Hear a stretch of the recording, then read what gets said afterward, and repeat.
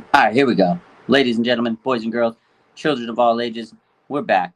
I don't know what happened. Technical difficulties. StreamYard really messes me up sometimes. I'm going to drop the intro.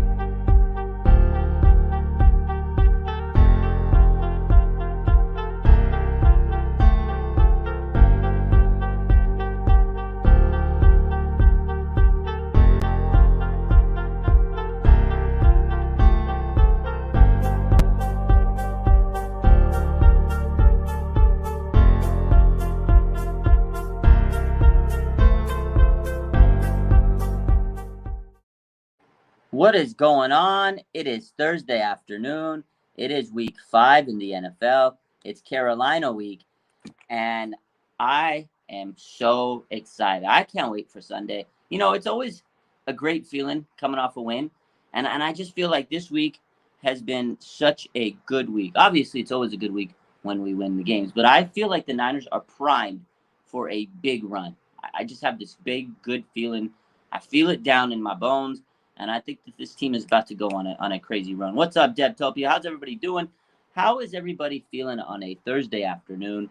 I, for one, am excited that we have a game on Sunday because I can't wait to see what happens next. I can't wait to see Nick Bosa. I can't wait to see Talanoa Hufanga and everybody on this team, Deebo Samuel. And I just can't wait to see how this offense gets out there and continues to click. I have a good feeling about this offense. I know a lot of people are saying, well, you know, the offense is bad and Jimmy limits them and this and that. This offense was starting to click. And I could see it. I could see like the small phases of things kind of get in the right direction. They just got to execute. That's it. This is an elite team, top to bottom. This defense is going to be one of the best defenses in NFL history if they keep up their blistering pace. We talked about that yesterday, but I just have this feeling that the Niners are about to go on a little bit of a run. Now, Chiefs will be a tough matchup, obviously. That's a tough game.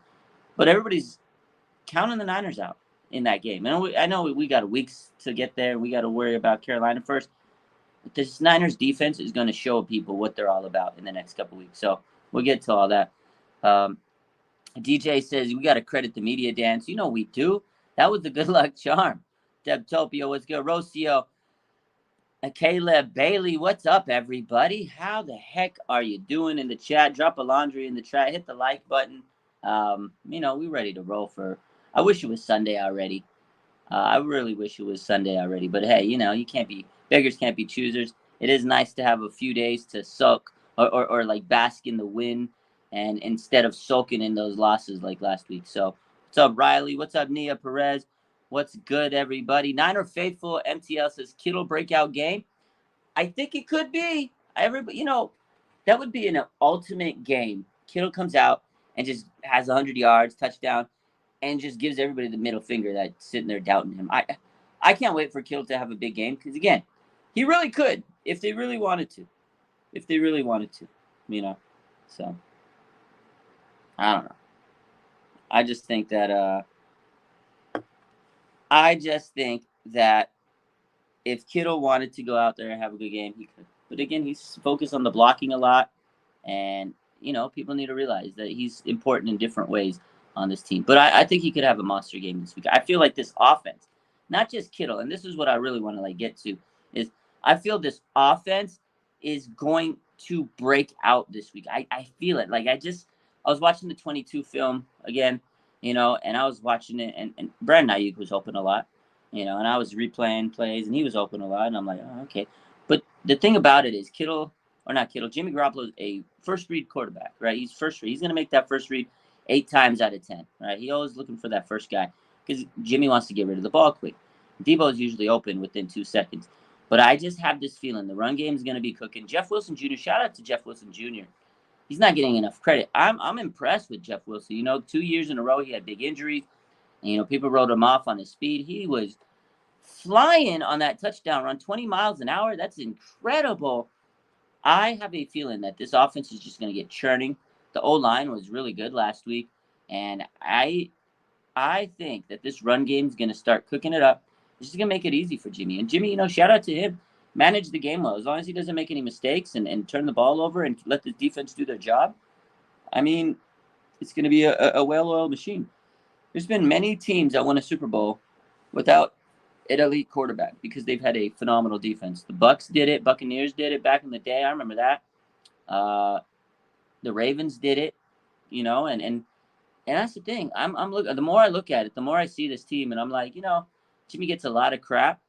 He's an effective game manager, and if he can, you know, not make mistakes and just keep the team rolling, and he knows the scheme, the team loves him. We're good, man. This offense is going to open up and get crazy soon. I have a good feeling about it. I just do. I don't know. I just sometimes you have these like premonitions, and my premonition right now is the Niners offense is about to go crazy. About to go crazy. Mooney gets a pick, says Rocio, and Bosa gets 2 sacks. How many sacks will our defense get on Sunday, says Debtopia? This is the best defense in the NFL. They have 15 right now. Nick Bosa has 6 of them. Shout out to Samson Ebicam. Samson Ebicam is killing it right now. And those two guys, Sosa, Bosa, are wild all over the place. I feel like this defense can get probably 5 sacks on Sunday, at least 5 sacks. I really do. Shout out to this defense. It's about to go crazy. Nicholas Caleb says, bro, I just had an argument with the Rams fan who's saying Debo is bad and over it. Like, you know what, Caleb? I'm going to put this comment up. He says, I don't know. I can't highlight it. Oh, here it is. So he had an argument with the Rams fan who's saying Debo is bad and overrated. That Rams fan is probably so mad. They're probably so salty. They're probably so mad that Debo Samuel literally lives rent-free in their mind. Debo Samuel owns the Rams. He owns it. Every time the Niners play the Rams, he has a big game.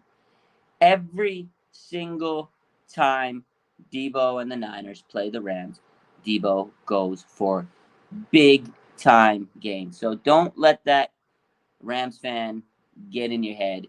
He's silly, man. He's silly. Trust me. Some of these fans just talk out their ass. And that's what he was doing. Debo Samuel cooked them. The reason the Niners win their games is because of Debo Samuel. Like, he is the key to this offense. I don't think people get it. These Rams fans are goofy. They're salty. Let's see. Greedy Greg says, what do I prefer, Instagram or YouTube? I love them both. I like building my YouTube community. It's a different vibe from the Instagram community. I love them both. But at the end of the day, I love everybody that supports me, Instagram, YouTube. It is a different vibe, though. And I know Instagram's crazy. We got a lot of people out there, and there's, a big support group there. But I've been doing Instagram for a long time. It's all social media to me. And I love YouTube because it's just different. And I want to grow this community just like I grew my Instagram. So it is what it is. I like them both, though. Again, different vibe. I like them both. So Greedy says I'm almost at 200K. I know. I'm. It's sad. It's crazy. It's crazy. They're salty just like Aaron Donald. Man, Aaron Donald. Did you see him storm off the field? I still can't get over the fact that he just like ran off the field. He didn't give anybody a handshake. He's salty. But, I'm over that game. We're done. We've moved on. We beat the Rams. We whooped them up. We get to face them in a couple more weeks. We smoke the Rams pack and enjoy it for this week. But we got to talk about Carolina now. Carolina Panthers, I feel they're a team that have kind of struggled on offense. They've sputtered around. They've had a bad quarterback play. Obviously, Baker Mayfield, he's, not the answer. He came into this offseason. There was a lot of drama in Cleveland, right? A lot of drama. And Baker writes that letter. He not the letter, but the note. He gets the notes app and he writes the note. And after that, he's like, I want to be out of here because the Browns went and got Deshaun Watson. And Baker's like, yo, man, I want to be out of here. Treat me with respect. Put some respect on my name. And then, Jimmy Garoppolo, the rumors all off season, it was rumor for quarterbacks, right? Is Jimmy going to go to the Panthers? Is Jimmy going to go to the Panthers? Everybody thought he might go to the Panthers except the Panthers, right? So they went and they get Baker Mayfield, and that shut down any rumor that Jimmy would go to the Panthers. I remember seeing the jersey swaps, and I was like, oh, here we go again. And then flash forward to this year, Baker Mayfield starting. He just hasn't looked good. He's been probably the worst starting quarterback in the NFL. So do the Niners have a chance to go out there and just dominate? They do. But the Panthers have a good defense. I will give them that. They got some solid players. They got Brian Burns, J.C. Horn. They got some good players on that defense. So they'll give us a challenge. They're gonna go out there and challenge the Niners. Again, Jimmy Garoppolo's not the most elite quarterback. He just has to minimize his mistakes. But I think if he can, I think this offense will push it down the Panthers. And I just have a feeling that Debo is going to cook, and then this run game is going to cook. And I think Kittle might get open a lot and get some big plays. And Brandon Ayuk, if you watch the 22 film of this game against the Rams, Brandon Ayuk was open almost every time. Literally open every time. But the thing is, again, Jimmy Garoppolo, 2.5 seconds getting the ball out, and how he kind of operates with the quick pass game. Brandon Ayuk's not open in those 2 seconds. He's usually open after 3 seconds, 3.5 seconds, So it's close. He's there. I'm sure he's going to get his stats, though. Because if you remember, this offense was supposed to be built around Trey this year, right? Trey, he drops back a little bit more. He checks his reads. He's more of a 3.5 second type quarterback, and he's going to look for those intermediate routes. He's not going to look for those short routes. He's going to take those little deeper routes, the little longer routes, take time to develop. And then if the pressure's coming, he can escape and then still kind of find the receiver. So that's the difference there. When you had Trey there, he was going to kind of take a little bit more time to let the play develop and open it up to its full capability. Where Jimmy, he's just going to take. He wants a quick, safe play. It may not be the sexy play, but it's the safe play, and they're going to move change. You get 7 yards here. You get 8 yards here. You get 10 yards here. You get 12 yards here. You drop it to Debo for 4 yards, and then all of a sudden it's like a 30-yard game, and then you break the defense in half. So that's the Niners right now, and I feel eventually these little chunk plays are going to open up, and you got the Yak brothers, and they're going to take it for 50 yards, 60 yards. We saw that happen this last week. You're right. Debo Samuel takes a small pass, probably could have got tackled if it's any normal receiver, and it's nothing. Debo Samuel takes it, touchdown to the house, because he's built different. Because he's the Yak King. This guy leads every single receiver in Yak yards. 200 yards a Yak. Debo Samuel. He's him. Right? And then eventually Kittle's going to get his. This offense is going to be too good to tame. I know a lot of people. I've sat here. We've all sat here. So this offense they're not good. They don't have.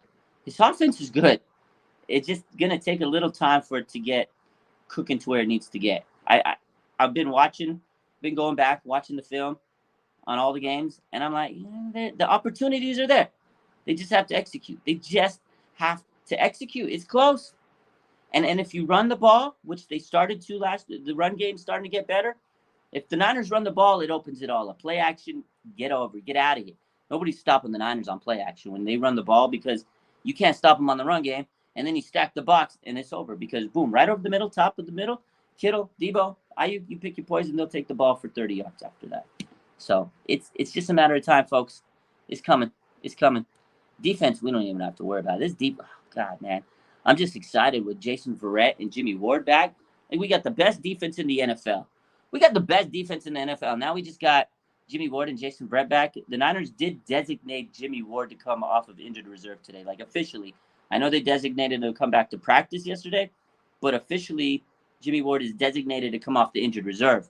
So to me, that tells me he's about ready to come back and play this Sunday. So agree to Greg. This is a great point. He says Kittle coming off an injury that takes time to heal. Give him a couple games to get back in shape. And that's the other thing. Like, if you really think about it, okay, week 1, it was a monsoon. And Trey Lance's first start of the season in a monsoon, right? Second week, George Kittle, he wasn't in the game. And, he was still dealing with his injury. And then Trey Lance goes down. It was like, oh, my God. He goes down, and then they had a new quarterback. So, adjustment. Broncos game, Kittle's first game. And it was, Jimmy's first game as a starter. Broncos defense is pretty good. There was just execution. Some of the play calls weren't the best, but his execution was lacking very bad. But this week, it just seemed like all the mistakes they've been making, it seemed like they turned it around. Not 100%, but it seemed like things were getting in the right direction. So it's close. It's definitely close. And it's just a matter of time. And Kittle, he didn't come in 100% these last 2 games, but I think he's still getting into form.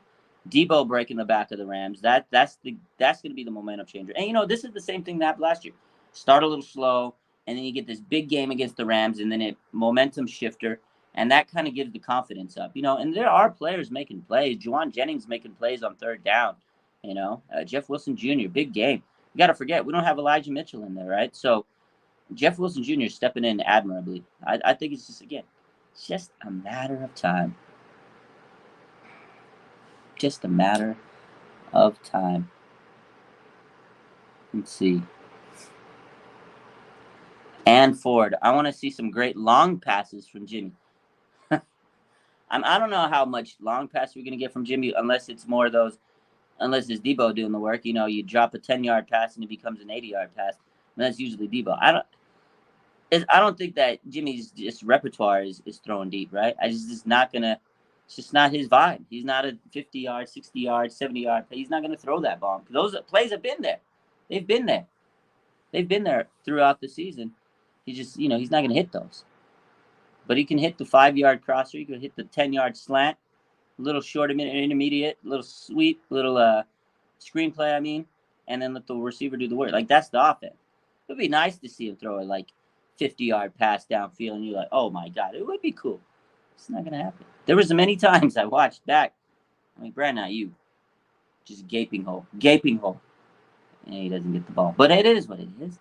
This offense is built for the Yak brothers. That's why they have those guys.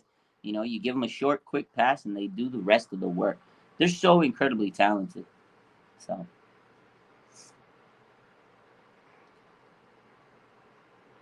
let's see. What's up, Adam? How you doing? I'm hoping, and Forces, I'm hoping Ayuk will have some great plays. He's waiting. Come on, Jimmy. Yeah, no, I agree. Ayuk is there. He's open. Jimmy's just got to find him. He's just got to find him, right? We just got to find him. Sacktown, Jeff Wilson Jr. stepped up. Greedy says, wait till we go to Levi's South and play in that dude's house. Oh, man, I can't wait. I cannot wait to go to L.A. And invade SoFi Stadium, Levi's South. I can't wait to clown every single fan. These fans try to be the Niner fans so bad. They tried to be the Niners so bad. Levi's North, or SoFi North. Literally, it was like, where's Waldo trying to find a Rams fan? It was the Niner fans are the best traveling team in the world. You think they're not going to show up to their home games? You think Rams fans are going to show up to a Niner game? No, there's never. It's ridiculous. There's like 10 of them in the whole stadium. But the whole point is, the Niner fans are going to take over these stadiums. They already do. They take over every single week. It's crazy. Road games looks like a Niner home game. That's why we win on the road. And now the Niners kind of get them back on track. They've won 6 in a row at home. It's a home game everywhere we go. You got to love it. And I think that's the thing, man. I know a lot of people going to this Carolina game that are Niner fans.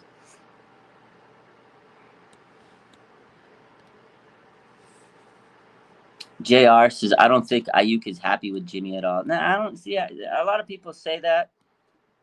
It's just Jimmy's not going to find Ayuk a lot. It's just not his style. Because, again, I feel like Ayuk's routes are all routes that take a little bit more time than Jimmy utilizes in the pocket. I don't think there's any friction between those. Obviously, I think Ayuk loves Trey Lance. Those two are boys. They train together. And I'm sure he's, missing his guy, Trey Lance. I don't think there's any bad blood. It's the quarterback. They're a team. It's business. They got to go out there and play the game and win the game. I don't think there's any bad blood. I really don't. I'm sure that Ayuk would want the ball more. I'm sure he's a little frustrated because he's like, I'm open. Any receiver would, any player. If you're wide open, you want the ball. But I don't think he's going to, get upset about it. Brandon seems pretty humble.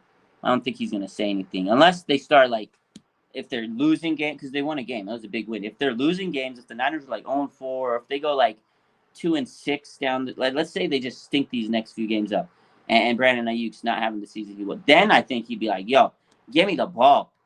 Throw me the ball. That's what I think. If it gets to that point where Niners are just in shambles, then he can be like, yo, give me the damn ball, bro. I don't even think it's to that point yet. I don't even think.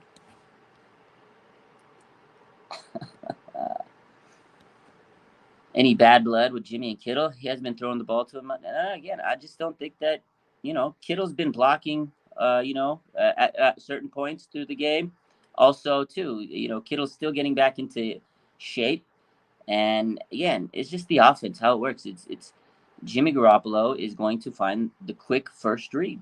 It's not like he's not trying to get him the ball. Him and Kittle have a dynamic, relationship on the field, and they're good friends. And if you really break it down, this last game, I think Ayuk had 5 targets, Kittle had 5 targets, and Deebo Samuel had 7 targets, right? It's not that big of a discrepancy. And also, not only that, Deebo Samuel should get more targets than those guys. He's the best player on this offense right now. He's the the all-pro wide receiver. He's the guy. He just got paid $71 million. So I feel like Debo's like the focal point. Yeah, it would be nice to get him a little bit more carries than the or a little bit more action from the other guys. But Jimmy's not going to throw the ball a lot, right? We don't want Jimmy throwing the ball 30, 40, 50 times. That'd be bad, right? We want him to throw 20 to 25 times, and you want the Niners to run the ball 30 times. So there's going to be less opportunities, right? That's just the way this offense works, is the Niners run the ball, okay? The more you run, the less pass plays you got. Okay, Debo's going to get the ball as running back. He's going to get the ball in his hands as a wide receiver, and he should get more targets than those other guys, because if you put the ball in Debo's hand, you're probably going to score more, right? You're going to score more points, or you have more of a higher probability of the play going for a big positive, play with the way that the Niners run their offense. Not saying that Kittle's not gonna have positive plays. Not saying that Ayuk's not, but just the way they run their offense, Deebo Samuel deserves more targets than those guys. You know what I mean? So it's a running system. They run the ball, play action, and then you find the quick open guy, the guy that's open quickly, and it's typically Deebo Samuel. And he's gonna get more targets than the other guys, all pro. But those other guys will open up, like I said earlier. I don't have any issue with how everybody's being used. I think fans get a little upset because they see the fantasy stats. I think that's the other thing. Fantasy sports, man, it makes people really think you got to have touchdowns. You have to have this. You got to do this to be great in the league, right? These players don't care about fantasy sports as long as their stats, as long as they're winning. I'm sure that they do like, the personal achievements. You get more, sponsorships. You get more, what's the word? What's the word I'm looking for? You get more endorsements, things like that. But I don't think they necessarily. If they win a Super Bowl, I think they'll take that over any personal achievement they can get. The one goal is to win a Super Bowl championship, and whatever they got to do to get there, they got to do.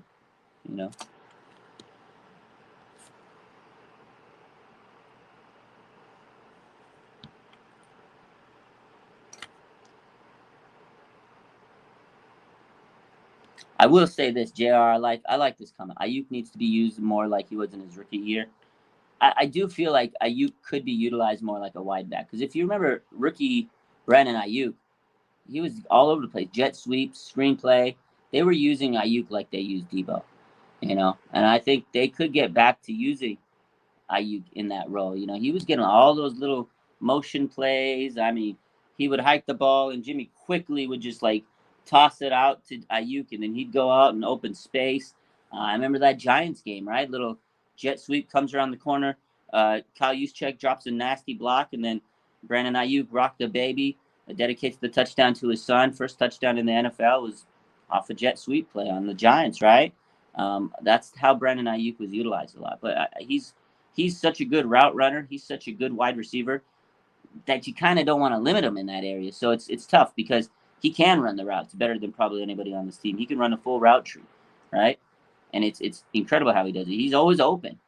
So it's tough because they could use him the way they use Debo, but then it'll take away from his receiving. But then he's being a receiver and he's not getting the ball to him because his routes are more intermediate. So it's a delicate balance.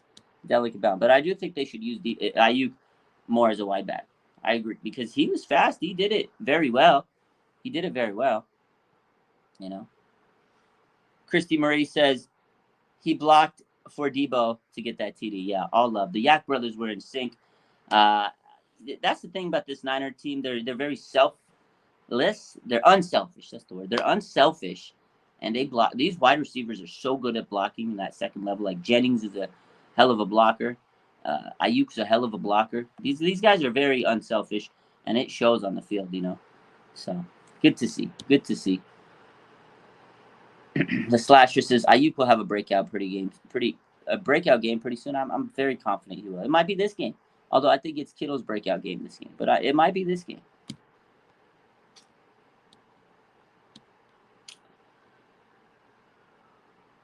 We need to win these next two games because after that's the Chiefs coming to town, and then the Lambs. These are two games, and this is what I said. Like coming into this game, I feel the Niners are going on a little bit of a run. They got two road games. I think they're gonna beat Carolina, and then I think they're gonna beat Atlanta, and then they got the Chiefs. Big game. We all know that we all want to beat the Chiefs. We hate the Chiefs, especially after our Super Bowl revenge game. Obviously, it wouldn't be as great as beating them in another Super Bowl again. But this could potentially be a Super Bowl preview. The Chiefs are playing damn good on offense. Patrick Mahomes is unbelievable right now. I mean, he's so good. Patrick Mahomes is so good. That guy is crazy good, right? And his Niners defense is so good. We know it. I don't think the Chiefs have played a defense like the Niners right now, right? So I think we definitely can win these next two games, and it's going to put a showdown. I think the Niners might win that Chiefs game. Niners can win that Chiefs game, and then we play the Lambs, and we go onto the road to LA. It's basically another home game, our second home, our home away from home. Niners might go into this bye week. What do we got? 2 wins right now. We win 4 more. We might be 6-2 into the bye week. I'd be 6-2 going into the bye week.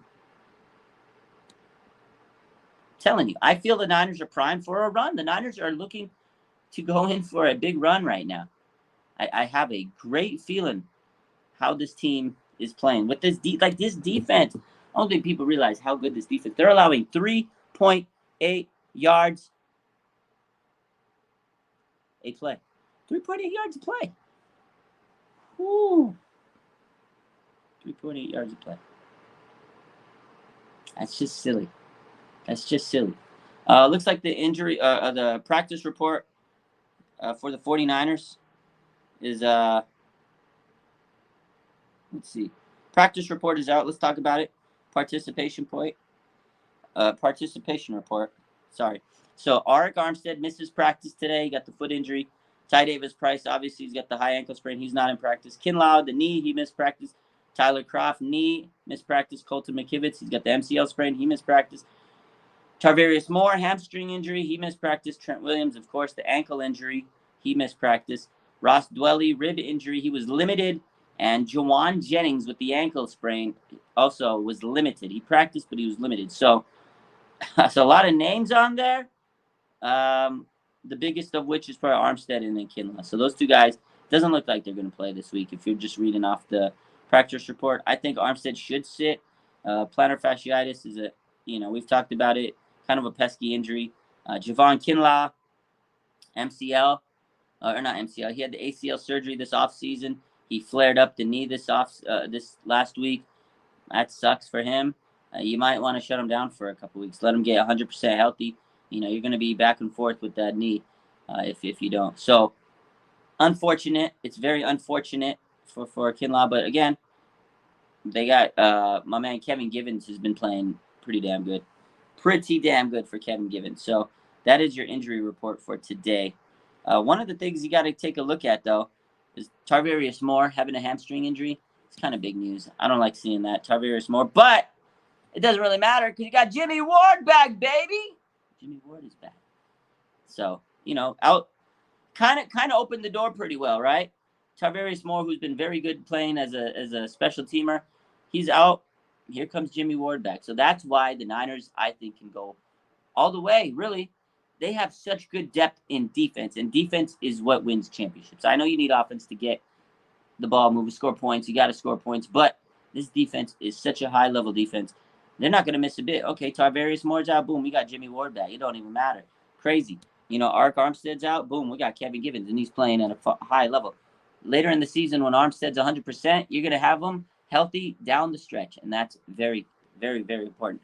Full practice. Danny Gray returned to practice yesterday, and he was a full participant in practice. That's a good thing to notice because he had a hip injury over the last week. I don't know if he really did, but he did have a hip issue that's caused him to miss some time. But Danny Gray is a full participant in practice today. So Christy says, I want to see Jordan Mason. We all want to see Jordan Mason play. I want to see Jordan Mason play. I've been crying my eyes out. I've been banging on the table. Get me Jordan Mason, please. Man. Pleasure so that I get some merchandise from Debo's new website. Yeah, I had to cop me the Debo merch. I got to get me the Debo merch. I got me one of those fresh new shirts. I love it. John says, don't mind Armstead and Kinlaw resting, especially with Givens, Omenahu, Ebicam balling out. Oh, me too, guy. Let's talk about Omenahu. Guy's underrated. He doesn't get any love. But he's always constantly in the backfield. And then you got guys like Bosa and Ebicam finishing the job. Samson Ebicam has been at force. It took him a little while to kind of get up to speed with this defense, but Samson Ebicam, whoo, guy's a beast, dude. Samson Ebicam has been lights out next to Bosa. Sosa and Bosa rocking QB's worlds right now. Definitely nice to have defensive line. JR says a hip issue. Hip issue. You guys think Danny Gray was really hurt? Was he in the doghouse? A lot of people say he's in the doghouse. Or, I don't know. I hope he wasn't in the doghouse. You never know with Kyle, right? Slasher Gamer says on the Debo's mic'd up video, he high-fived Shanahan after the TD. Sorry, but Shanahan has no time to celebrate as he was focused on the game. Coach was in the zone. Yeah, this was a good game from Kyle Shanahan. He called a very, very good game, man. You could tell he was just like in the zone. He was just fired up. He was smiling before the game. He was focused on the field, and afterwards, his post game speech was really good. You know, I think this was the best game Kyle's coached in a while. And this was what we needed. This is what Kyle needed. This was a very, very, very great performance by just the whole team. But you can see Kyle was razor sharp focused, and I like what I saw out of him in the offense. So I like what I saw out of him in this offense. It was a much improved effort overall. So John says thoughts on Hufanga hitting 21 miles on his hours on his pick six. Guy's so fast, man, and it's funny because everybody ripped him coming out of college. He wasn't fast. But you know how sometimes those combine measurements are all the stuff could be overrated. The guy's game speed is flat out crazy. You saw it right there, 21 miles an hour. The guy was zooming. Nobody could catch Talanoa. He was just possessed by speed, and it took over his body. Talanoa Hufanga is just one of those guys with crazy instincts. And in the game, you can't teach a player to be like Hufanga is. You just either have it or you don't. And Hufanga in the game, man, the guy is so quick. And Jimmy Ward's talked about it too, how his game speed is way different than anything else. In the game, it's just a different, level. You flip a switch. Man. He's quick. 21 miles an hour. That's fast. For running, that's pretty fast, man. Shylock says Jerry Rice wasn't fast, but when he had the ball, he was the fastest on the field, and that's it. Exactly, it's game speed. It's a whole different mentality. Like you don't have to just be like this on a test, on a running test. You may not run as fast as everybody on those tests, but it's game speed. It's just you fly. You just have this instinct, and it takes over. The game speed is different than anything else. And you're right. Like just certain times, people can turn that switch up, and it's over. It's crazy how it is. Because running for like track, running for a combine, you're training certain muscle groups, and you can run in a short amount of time a certain speed.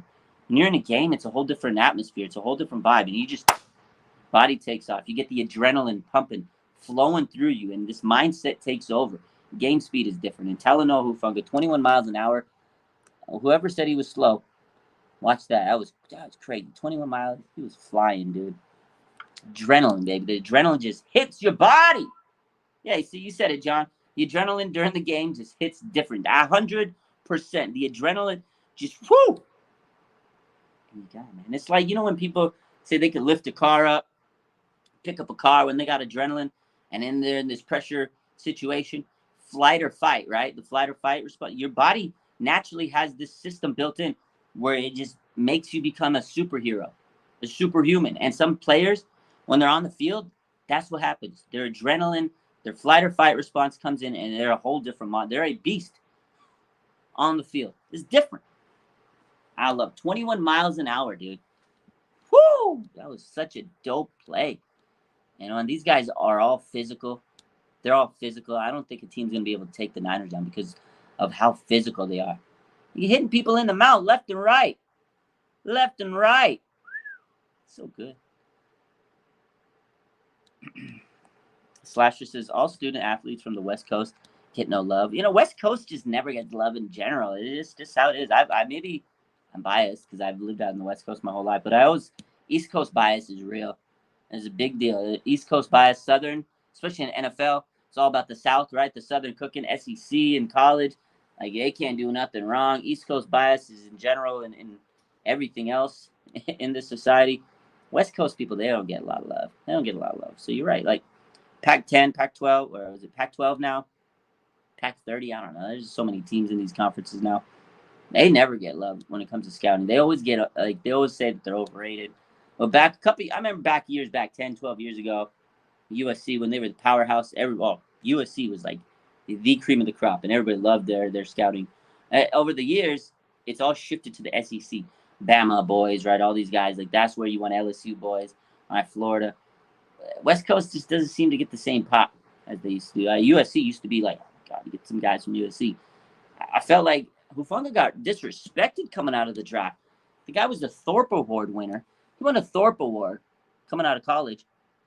He's a 5th-round pick. But hey, I'm glad he slid. I'm glad he dropped in the draft because this guy's a gem. He's the best safety in the league, man. It's crazy. 5th-round pick. 49ers and 5th-round picks. Can I get an amen on that? Woo! Whatever happened to Ambry Thomas? He was playing good in the second half last season. He did. He took his moment, his opportunity, and he made the most of it. The thing with Ambry is he's got a lot of competition in that secondary, man. Look at that. We got Charvarius Ward and Emmanuel Moseley, right? Charvarius Ward's getting paid a lot of money, worth every penny, like Kyle Shannon or John Lynch said. That might have been my favorite moment of the whole week. Okay, I posted on Twitter. There was the moment after the game when they're celebrating. John Lynch comes up and he's high-fiving everybody. He pulls Charvarius Ward off. Everybody else, he gave him a handshake, high five, handshake. He sees Charvarius, and he pulls him in. He goes, worth every penny, worth every penny. Ambry Thomas ain't beating Charvarius Ward. They paid him a lot of money. He ain't beating Charvarius Ward. Emmanuel Moseley's in a contract year. He gave him a good contract 2 years ago, and he's in an extension year. He ain't playing over Emmanuel Moseley, right? And then it comes the nickel spot, okay? Diamond Lenore has worked his ass off, right? He's just become a different player this year. The year 2 leap has been pretty damn good. Sam Womack came in this offseason, worked his ass off, and he looks like he could be a future player too for this team. I just think that Ambry is up against so much competition. There's nothing that he's doing bad. You got so many good corners. Who are you going to play? But yeah, Charvarius Ward, the creme de la creme. He's the guy. You could tell John Lynch. That was John Lynch's pick right there. That was his free agent signing. He was smiling like a proud parent after that game. Worth every penny. That was my favorite moment. I had to post it. When I was watching that 49 hours from YouTube on the 49ers posted, that was probably the best one they've made in a long time. Just the emotion. The Niner fans were just pure great emotion. Like that 49 hours was so good. And at the end, it was like, oh my God, everything hit and you're just hyped up. I wanted to run through a wall. And here comes John Lynch hyping up all his players. And he pulls my boy Ward out. He's like, yo, man, worth every penny. He's like, that was a great moment. I love Charvarius, man. I've talked to him several times during training camp. Afterwards, I did, go up, talk to certain players. And he was so nice to play. He was so nice to the fans. They're all nice. Don't get me wrong. I'm not going to say nobody else is nice. But the way Charvarius was he was just very well-spoken, very soft-spoken, and he's super nice to people, man. I saw him, his press conferences, too. You got a good vibe from him. But he said it. He goes, man, they don't even know. He goes, this secondary, he says, this lockdown season. I remember he told me, he goes, they ain't seen nothing yet. He goes, I'm going to earn my money. He told me that. I was like, God, man, this guy, I like his vibe. He DM'd me a few times. Actually, he wanted some of the pictures, I post on my page. Some of these players, they see the pictures I posted. That's a good quality image. So you go, where'd you get them pics? I'm like, yeah, I'll send them to you.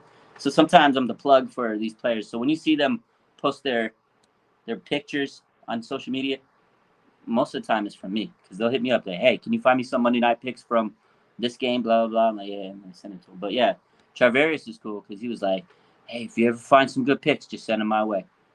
I'm just a nice guy. So I'm rooting for that guy. And I was so excited when they signed him this offseason. That was my favorite pick. That was probably my favorite offseason signing in a long time. And so to answer the question, long story short, Ambry Thomas has got a lot of competition he's going up against. So Slasher says he's just not talented enough to crack the lineup. Bottom line, that's it.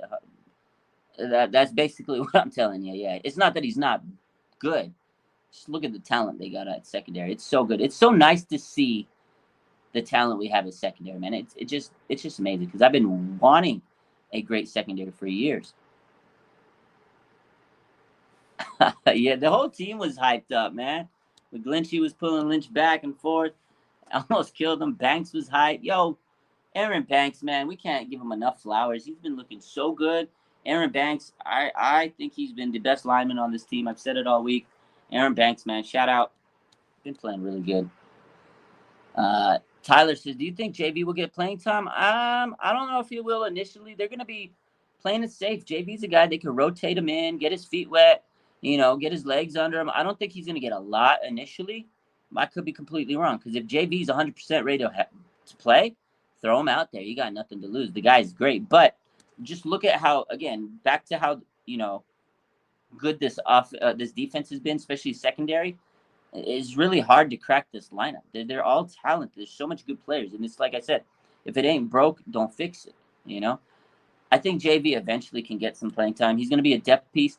And down the stretch, later in the playoffs, there's a guy you can rotate in. And that's going to be like icing on the cake for this team. I think JV will eventually crack this team. Right? Might. Trade Ambry for a lineman. I don't know. I like Ambry. I want to see him develop. I think that their linemen are okay right now. I think they could trade him for a lineman if they end up to the point where they know they're gonna not, utilize them.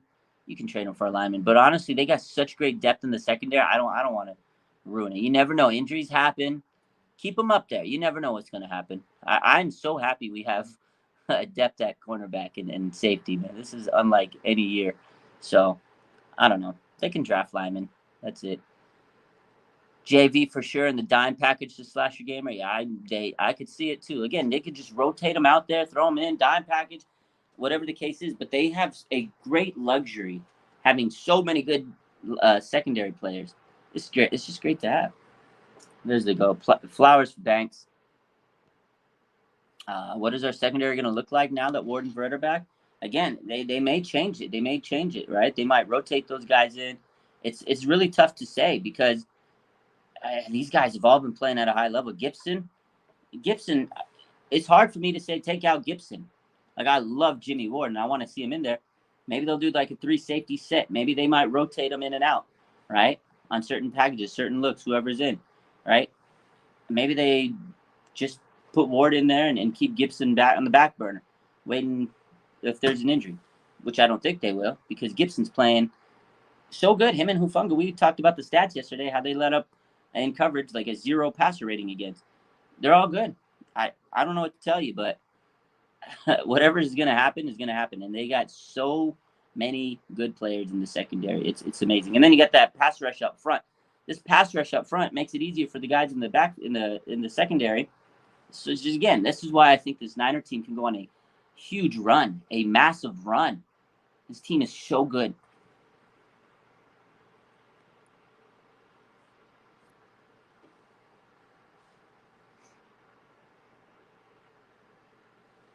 Rick says, how about them Niners? Rick from Chicago. Let's talk about those Niners. Yeah, we've been talking about them Niners all day. It's good to see.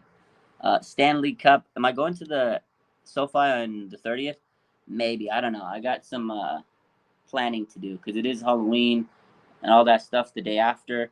I think I have my daughter that week, so it's going to be tough because my friend has tickets for me. I know I can go to LA and I could go, so I have a ticket. I just don't know afterwards, like planning. It's tough. Again, it's hard for me to go to a game on the road. I know a lot of people don't think it is. It's just you go to it because most people, you go to the game. Yeah, but me, I go to the game. I gotta grind the content, post everything, keep you informed, do a live show, and then somehow fly back to here, Vegas. And if I have my daughter, I gotta figure out that situation, and then it's school the next day. So I don't know. We'll see. It is a little tough for me to go to road games sometimes. So we'll see. My man Tyler says, did you see that the Hufanga jerseys already sold out in the NFL shop? Let's go, man. That's dope. That's fucking dope right there. That Talanoa Hufanga jerseys are the hottest tickets in the world. Hottest tickets. Hottest NFL ticket. Slasher says Ward, Gibson, and Huff as a linebacker safety. You know, we talked about this early in the week. We did say maybe they throw Huff in as like that linebacker safety hybrid. They may do it. When you get 3 players that are that good, you got to figure out ways to do it. And maybe moving Huff to a hybrid position could be the thing, because he's good enough to play whatever the hell you want out there on defense. He's just a good player. He's just a good player. He's just special. Christy said it. He's special. He's so special. Love my guy Huff, man. That guy's so good. Huff and Puff, the real deal. Holyfield. I like that. When is Huff going to get that C on his jersey? I guarantee he's going to get a captain spot real quick. He's going to get a captain badge faster than a lot of players, because maybe next year he could already see he's just like a young like leader out there. He seems like a leader. Just seems like he's got that Fred Warner vibe to him, where he tells people where they got to be. I remember an interview last year with Jimmy Ward. He goes, sometimes Hufanga talks too much. He tells me where I need to be. Like, that's how good he is. That's how smart he is. The instincts. Jimmy Ward even said, he goes, he tells me where to be. He's crazy, dude. He's good. You know, PFF 49ers, they posted Hufanga's career stats I just saw. Let me see. This is crazy. Crazy. He's in. Let's take a look at his stats. This guy's really good. Like, check this out. Look. Check it out. Okay. Where is it? Oh, they deleted it. They deleted the post. It's unfortunate. I saw it earlier. They might have deleted it. That's unfortunate. But it was pretty crazy to see all his stats out there in a short amount of time. It's unfortunate. But speaking of stats, but we haven't even mentioned Nick Bosa's name tonight. That's kind of disgusting. Nick Bosa leads the league. Did you see the stats about Nick Bosa, dude? This guy needs to be Defensive Player of the Year. And this is another reason why I think the Niners can go and make a massive run. Nobody else on the league has a Nick Bosa. Nick Bosa is Nick Bosa. He's 101. Look at this. He's number 1 in the NFL in sacks. He has 6. Number 1 in the NFL in QB hits. He has 16. He's number 1 in the NFL in pressures, 30. And then he's number 1 in the NFL in pressure rate, 26%. That's astronomical numbers. He has 30 pressures. That's more than most teams. He has 6 sacks. He has more sacks than some teams in the NFL. This guy's always in the backfield. This guy is so good. He's so good. Nick Bosa is so good, man. I can't imagine the Niners not having Nick Bosa. Can you imagine if they didn't draft Nick Bosa that year? I mean, they could have got Brian Burns or Josh Allen, and both those guys are great, and I love them both, especially Josh Allen. He's still doing good himself. But hold up. I got Breezy hitting me up. I'm gonna pause this. Let me pause the live. We'll be back in a minute. We're getting Breezy in here. We'll do like 20 more minutes. I'll get Breezy. What's up, hey Peter Parker?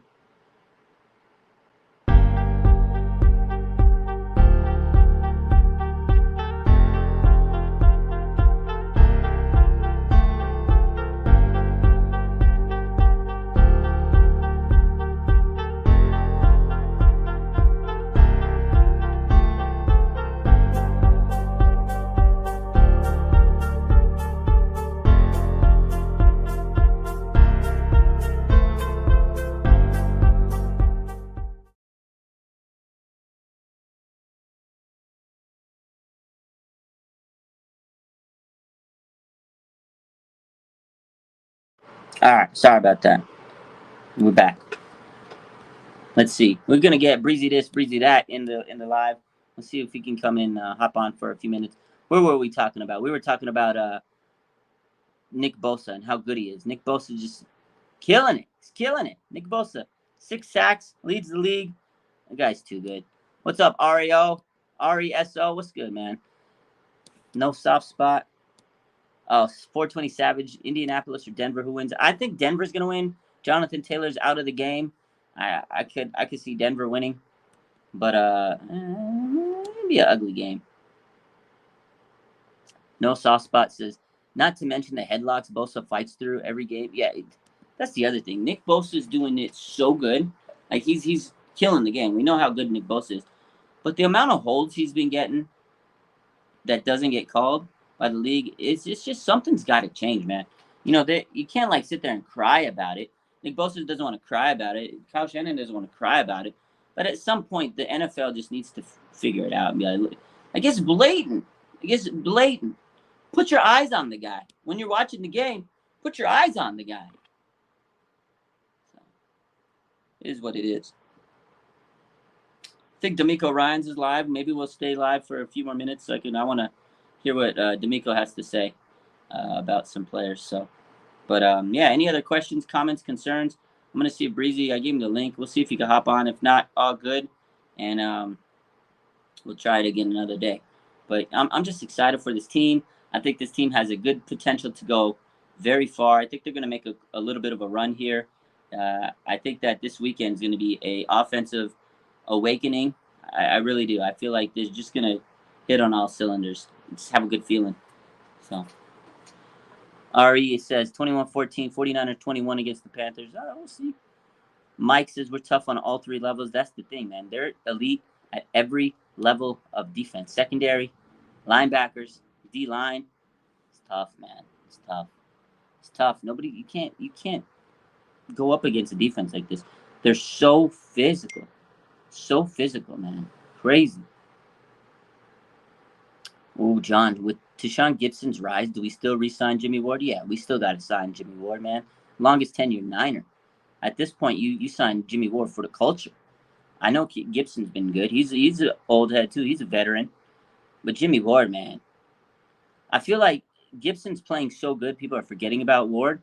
I think when Ward comes back, we're gonna realize, oh damn, Ward pretty damn good himself. Like, Jimmy Ward, man, been on this team longer than anybody out there right now. I think they got to bring Jimmy back. I love what Gibson's doing. Don't get me wrong. But Jimmy Ward, man, he's been on this team longer than anybody out there. If they don't re-sign Jimmy, that's gonna be tough for the fan base. But I get it. You can always re-sign some young bucks and then let them learn. But I think Jimmy Ward and Talanoa Hufanga could be a nasty duo. I mean, you already have Gibson and Hufanga. It's tough, man. Because I feel that Jimmy Ward would be doing as good as Gibson would be, right, as he is. And that's the thing, because that's just how this defense is set up. You got a great defensive line, linebackers, and the secondary, right? All three levels, like we said. I feel like Gibson's having the season that Ward would have had anyways. And they just interchanged each other. Gibson's playing great. He's a veteran, and I like that they grabbed him in the offseason because he is a veteran. They didn't have to get a young guy that they had to teach. Gibson knows the league. He knows the NFL. He's been in the league for a very long time. So it was a great, great signing, especially when you had, Ward hurt. This is a beautiful signing. It was a beautiful signing. Is Debo the best offensive threat? You better bet your dollar. Bet your bottom dollar. He's so good, man. He is so, so good. You put the ball in Debo's hands and magic happens. Magic happens. It's fucking magic when Debo has the ball in his hands. It's just like, all right, Debo, I'm going to give you a 5-yard play. You make it 80. We got a guest coming in. What's up? Breezy this, breezy that. This is my favorite guest of the week. What's up, man? What's up, Wayne? How you doing? What's going on, family? How you doing, baby? I'm good, man. I'm enjoying this whole week. It's, it always feels good after a win. And I'm like, I can't wait for Sunday already. Like, you know how it is. I'm just hyped up. Yeah. That was a good win on Monday. It was a great win on Monday, and now it's time to see if we can do it again. And I really believe the 49ers going to go out there and do it even better than what they did on Monday night. I think so too. I've been saying today, like the whole theme is, I feel like the Niners are kind of primed for a run. I feel like the offense is just starting to waken up, and I have a feeling that they're going to have this breakout game. Like I really feel it. Like that was a game that I think woke up the cobwebs, shook off some rust, whatever the case is. Mm-hmm. And we know the defense is going to be the defense. They're amazing. I feel like the offense is going to catch up. And one thing I haven't mentioned yet, and I got to mention it because it just hit me to mention it. So, all training camp when they were like, oh, this Niner offense is struggling. They had to go up against this defense. And look how good they are. We kept saying that if they're struggling, that's good. But it might not have been good because they can't figure out how to get right, too, in the regular season. But this defense is different, bro. This might be the greatest 49ers defense of all time. If they continue playing the way that they're playing, and the way that the trajectory is going, bro, you got depth players playing like starters. Unfortunately, we better milk it now. And this is why I kept saying that Trey Lance would have been just fine and would have been able to win a Super Bowl based off the predication of this defense. So Yeah. Jimmy Garoppolo, bro, all he got to do is go out there and be the regular Jimmy. We don't need him to be Superman. We don't need him to be just be the regular Jimmy. 49ers will be walking away with the Lombardi. 100%. And that's why I said on the show, I said, all Jimmy needs to do is just be a game manager, facilitate the ball to your playmakers, and not make, doesn't need to make mistakes. He's going to make some, but don't make a lot. Just dump the ball off to Debo and hand the damn ball off to whoever's running the ball. It's really what you got to do. And everything will open up, because then people are, all right, we got to start doubling this Debo guy. Okay, if you double him up, Kittle's going to be wide open. And then if you double him up, Brandon Ayuk's already open all the damn time. Then he just got to figure out, I should get him the ball. This offense is about to have a spiritual awakening this weekend, Wayne. I'm telling you, they're going to drop about 30 points at least. I have a feeling this offense is going to be rolling. We're going to be scoring a lot, and we're going to be screaming, touchdown, Niners, all weekend, man. I got you. Hold on. Touchdown, San Francisco! Yes, sir. It's coming, yes, man. Sir. It's about to be lit. It's going to be lit, man. It's going to be super lit, bro. I'm excited. Feel it. I do think the Panthers have a better team than their record indicates. They're a tough team. They're not going to be easy because they got good defensive players. Brian Burns, J.C. Horn, got some other dogs out there. Sure. But I just feel like the Niners' offense is too physical for these guys. Too physical. Just look, guys. Carolina struggles in the first half. They usually don't get going to the second half. The 49ers defense has yet to give up a touchdown in the first half. If the 49ers offense can put up, I would say, even 14 points. The magic number, Raj, is 17. Yes. Oh, you read my mind. I said it last night. I said if the Niners can score 17 points, that's all they need to do, because the Niners were allowing, 9 points a game? Bro, listen, the Panthers have lost 25 straight games to teams that score 17 or more points. Woo-hoo-hoo! The magic number is 17. I know Kyle Shanahan's looking at that magic number being like, all right, man, we should be able to get this. That's 2 touchdowns and a field goal, right? Now, don't get it twisted, man. If you go back and if the fans, we go back and we watch the Rams game, 49ers, that George Kittle, that should have been a touchdown. That would have been a touchdown. That would have been another 7 points.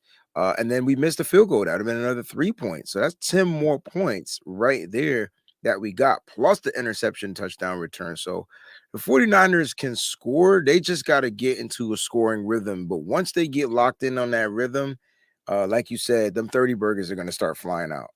I agree. I think it's going to happen. And again, that red zone, you're right. Like, the red zone kind of failed them this week. And last year, they were the best red zone. They were the most efficient team in the red zone. So I know it's going to turn around. And that's why I'm like, not too worried. I'm like, they still could have scored at least 30 points. But it was red zone issue, right? If Kittle catches that touchdown, we're not even worried about that. We're going to sit there like, oh, the offense is good. It's just small little things. It's execution, and things will kind of get. It's just about timing. This whole offense is all about timing, right? It's just timing the routes, timing when a guy gets open, and the motion and all that stuff. It's just the little intricacies. Kyle has to have everything perfect. If everything's not perfect, it's not going to work. But it's coming together. It's a very intricate offense, and I think it's going to come together. And Kittle was so close on getting that touchdown. So close. That would have been a beautiful toe drag if he would have got it. I know Ayuk was wide open on there, but Kittle is the main route. Jimmy just locks into one guy, and that's his. That's what it is. Jimmy. Yeah, but look, I like that Jimmy. Jimmy was able to move the ball predominantly that whole game. That's the Jimmy we want. We want to see him move the ball, give your special teams a chance to come out there, get some points, try to get it in the end zone. It was 4th and 2. We ran the ball and got stuffed. I probably would have went for a quarterback sneak on a 4th and 2 just to see. And then it would have probably been 4th and inches. Then you could have 3rd and inches, not 4th down, but it was like 1st and 2. We could have tried a different thing. You know what I mean? Like, I don't know. Why not the sneak right there? It's 2 yards. You could probably pick it up. If you don't pick it up, now you're inch close. Now you can give it to Juice. You can give it to your running back. You can the quarterback sneak it again on that 4th down. I don't know.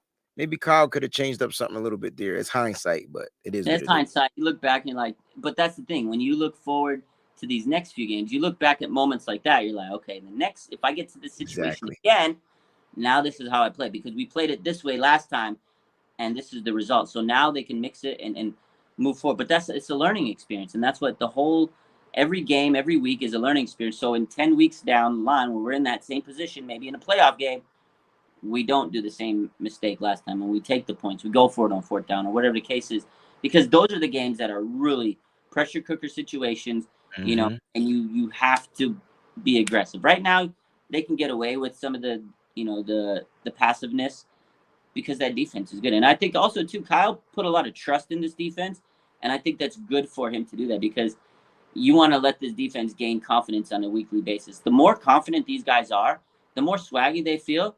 Nobody's gonna be able to stop them, dude. Like this swagger, this team has a certain swagger about them. And if Fred Warner's feeling like he's feeling hyped up, flexing his collar, you got Hufanga out there doing his tees up, Nick Bosa. If they're hyped up, man, who the hell's stopping this defense? It's crazy. It's crazy. I will say this about our offense.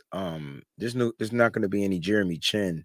If I'm George Kittle, I'm getting open in the middle, and Jimmy, I'd say take it. Take the shots. He's gonna be wide open. There's not gonna be. There's no. There's first of all, there's not a lot of safeties in the league that can guard Kittle, but I do understand that we're still struggling on that left side of the offensive line. So you're gonna probably see a lot of chips to Yeah. Kittle on the left side. The majority of the left side, you probably see a lot of chips from Kittle there. Yeah, and that's the thing. We got a guy like Trent Williams out, so Kittle's got to do his due diligence to help out this line, and Kyle Juszczyk too. But if they get that opportunity to utilize him in the passing game, I think they'll take a little bit more. I feel like he's going to get a lot more opportunities this game, and I think Kittle's going to have a bigger game. Every week he's kind of got a little bit more involved. And he was coming off a hip was a groin injury, so it takes a little time to shake the rust off. But I think in due time, Kittle's going to have a Kittle game where we're like, oh, there he is, Yeah, yeah. Listen, Kyle Shanahan said it best. He said, "Listen, Kittle play will come. Like it'll happen when it happens, right? Like he's not worried about George Kittle. He's just trying to get him acclimated back to the game. But we're needing him on those blocks. I mean, Kittle has some nice pancake blocks. I'm sitting here looking at it now, like, okay, Kittle, I see why you're the GOAT. Like I see it, and it sucks because he's not getting, the stats that he normally would get. And guys, we got to factor in, like, just perhaps the 49ers are better now offensively before that, they were when they had that Kittle, and Kittle was like the only option. 49ers got options, man. They got options to buy. I'm sitting here looking at them right here, and I'm like, man, this formation is sexy. I'm like, two wide receivers, one is in tight. You got the fullback in there. It's crazy, yo. It's crazy. 100%. And yeah, that's one thing I've been saying this week is you got a guy like Debo Samuel who broke out last year out of, obviously not out of nowhere. We saw it coming eventually, and he finally, boom, hit his full potential. Debo Samuel is an all-pro. He deserves to have more touches than anybody, more targets. He's your number one option. So Kittle's not going to be your first option anymore, right? You have this playmaker in Debo. If you put the ball in his hands, it's magic. Okay, great.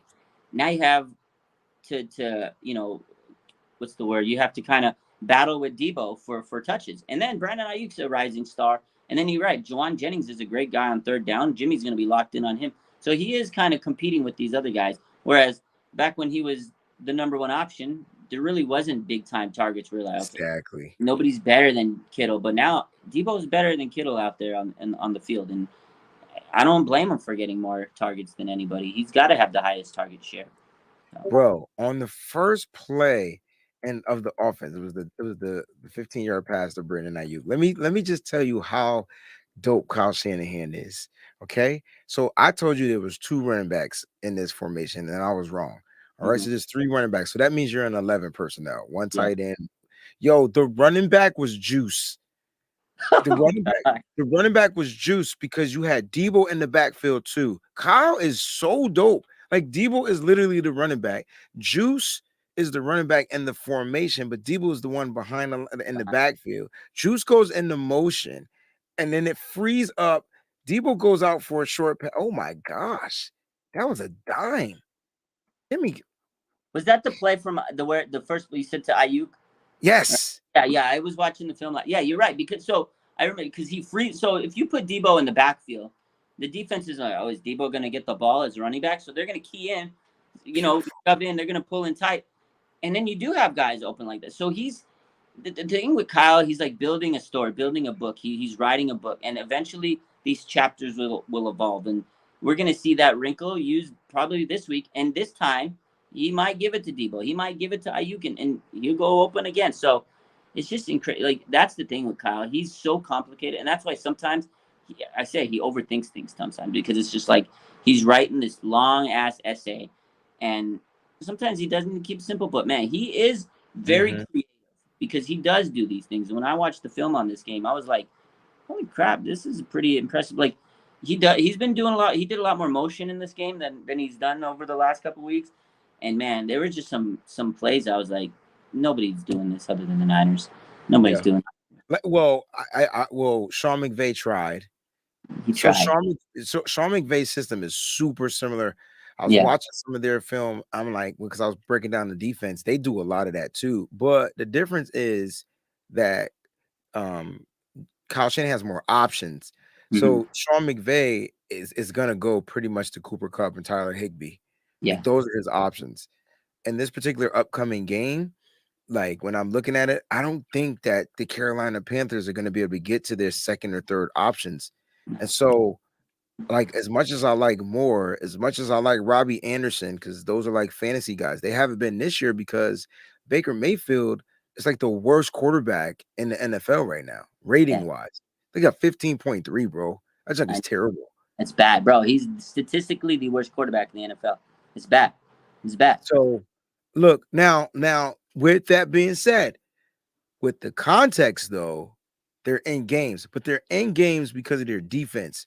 And so, listen, just as good as our defense is, I think their defense has been averaging a touchdown every game this year, bro. Like at least one touchdown every game. Their defense is scoring, which makes it look so much closer for the offense to come back or do whatever. But like I said, they've been in games. They've been in games, but they start slow. I'm talking first half. They might be able to put up 7 points, possibly. But the 49ers don't give up 7 touchdowns. They'll give up field goals. So in order to get 9 points on the 49ers in the first half, it's going to be 3 field goals. Yeah, and that's a lot of energy. You go down the field to get a field goal. That's a lot of energy on your offense. And then the defense is going to take advantage of that. Because I said this before this week, the Niners just have this energy that other teams don't. They're so hyped up. They're so like you said, Fred Warner, he's like a missile. Greenlight, he's like hyped up on coke out there. He's just so much energy, bro. Talanoa Hufanga is like an energy, like a lightning bolt, right? And then you got Bosa, man. Like they all have this high motor. And then again, teams might score some points. Oh no. Sorry, someone was calling. Can you hear me? Yes. Okay, so they get tired. These offenses get tired, but then the Niners don't. Like it's just crazy how the Niners stay like energetic through the game. So yeah, they'll give up a few field goals. When the third quarter and fourth quarter comes, these offenses are gassed out, man. They're gassed out. Yeah. And that when I go back and I think about the last game, I don't know about you, but it just felt like the 49ers, even though statistically they weren't winning in a lot of team stats, but they seemed like they were in control of the game, whether it was on the offensive side and then the defensive side, they took over, but they seemed like control was the key in this game, even though they didn't have the clock in their favor. Like the Rams controlled the clock, but the 49, because the Rams sustained longer drives, but the Rams drives resulted in 3s, 49ers drives resulted in 7s. So that's the difference. Yeah, two big plays. They were two monumental, just like just highlight plays. And those two big plays, they were backbreakers. You get a big touchdown run, home run touchdown run. That was huge. And then Deebo Samuel, like that right there, when Deebo scored, that broke the back of the Rams. After that point, there was no more momentum that the Rams could see. The Levi Stadium was just an absolute rod of lightning. It was crazy. There was no way Rams were coming back season momentum. And also the Rams defenders, their cornerbacks, they were mentally done. They were shook. Debo and Ayuk had them shook. had them living rent. They were living rent free. Because I mean, you see Ramsey, he lost his cool. He started fighting with Ayuk.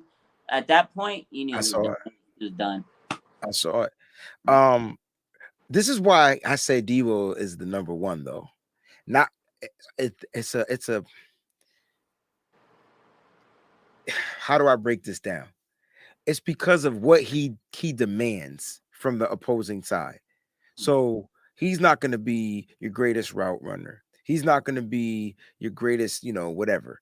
But he demands attention because the moment you try to cheat or you slip or you get caught slipping, like Debo literally will take it to the house. I think that's the one thing that's going to be my nickname for Debo. He's taking it to the house. That's what he does.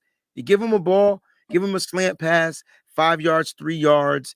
And did you watch him make people miss? That was crazy. After the catch, he did the shimmy, and the dude missed him. I know. He just looked at Ramsey like a little fly on him. Just shoot him like a fly. This guy, I've said it before, like Debo Samuel is the Steph Curry of the NBA. He does things that people just can't do. It's mind-blowing, man. And once he gets the ball, like his shiftiness, his speed, he turns it on another level. And he was dancing out there, and then he just like put the burners on. Defenders were flying at him, like Chihuahuas trying to tackle him, and Debo's good, man. You're right. And that's the thing is once he gets the ball, everybody swarms him. He demands so much attention. And then I love Ayuk. I think in terms of receiver skills, like route running, we know that he's that guy. But Debo is your number one because he is the guy the defense is key on. Like you get the ball to Debo, he's probably going to score.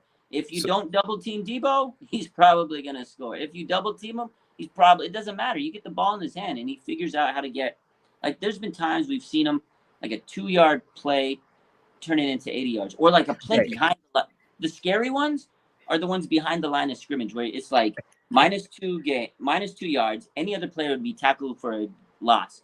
Debo takes a -2 yard, somehow cuts it up, and it's like 50 yards. What did you just do?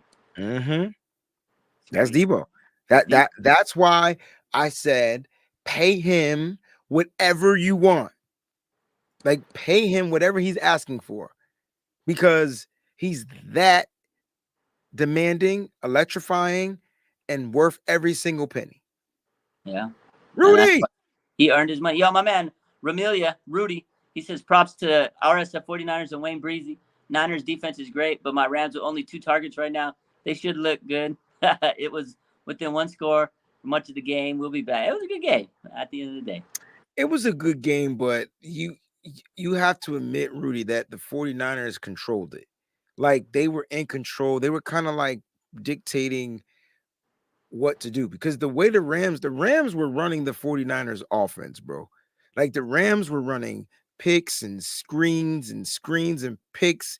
Like when did they literally take a shot down the field? Jimmy Garoppolo had more shots down the field than Matthew Stafford, and that never happens. Matter of fact, they won this game because Jimmy Garoppolo threw more than we actually ran. But I get what he's saying. Score was only one score. Should have been 2, but unfortunately, Kittle stepped out of bounds on that. So it could have been way different, but the 49ers defense wasn't allowing the Rams to get into the end zone. Fred Warner blocked Cooper Kupp from getting in the end zone, bro. Like that right there, that's snatching somebody's soul. I did. Like when a linebacker beats a wide receiver like Kupp, there's nothing more you can say but add all pro again to Fred Warner's name.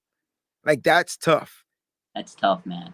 I'm telling you. And Cooper Kupp, they're gonna let him have those little soft 10-yard plays. They're gonna let Cooper Kupp get those little whatever, pad stack kind of plays. Because at that point, the Rams had to throw the ball. And Allen Robinson was out there on an island. Mooney, Darius Ward was like, yo, try to throw it on me. You can't get nothing on me. He was eating that man alive. Allen Robinson, worst signing that they could have made. This is a horrible signing. He doesn't even look like he could beat anybody on the line of scrimmage.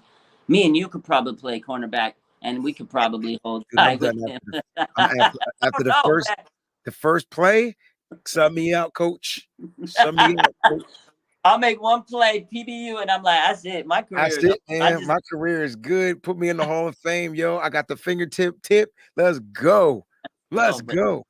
But you're right, man. This defense had a chokehold on the Rams. Yo, Fred Warner locking up Kupp, Emmanuel Mosley imposing his will on these guys, just so physical. And then Mooney Ward denying it. The thing I loved about Mooney Ward's PBU was not the fact that he actually got the pass breakup. I talked about this on my show earlier. It was more the simple fact that he turned his head around and got the pass breakup. So he negated what we call pass interference, because if he would have made the contact without turning that head around, that would have been 4 more plays. So that is what I feel like we've gotten in an upgrade when it comes to Mooney Ward. Go ahead, bro. I'm sorry. No, I was just saying, he's so good, man. Like his man cover skills, you're right. Like we haven't had a man cover corner like him. Like the way he moves his hips, the way he moves his head, it changes the defense. Because now you can go man coverage on big time receivers, and they got to respect it.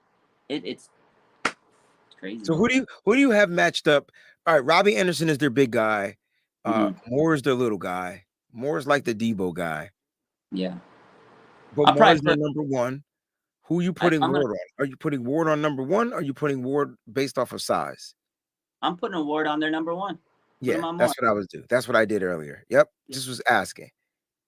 I was asking because, like, listen, Robbie Anderson can still fly down the field, but that's pretty much what he's known for. And no one is not one team has been able to even take shots down the field. Russell Wilson did. He completed one, but it got negated with a penalty. But after that, he didn't even take shots down the field. Like, it's crazy how this defense is. It's so good. And not only that, you give a speedy guy like Robbie Anderson, okay, he's cool. He could be fast.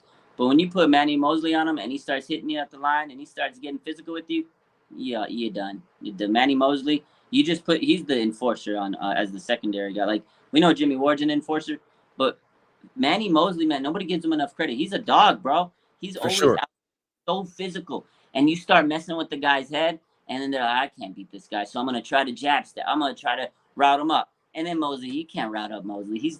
Mosley gets under their skin, man. He gets under their skin. I love it.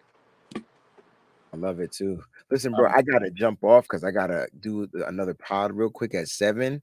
No doubt. You're going to be on IG later. This is my I'll probably hop on later. I was going to end up myself. I got to eat some food. But, yeah, we'll probably hop on later, man.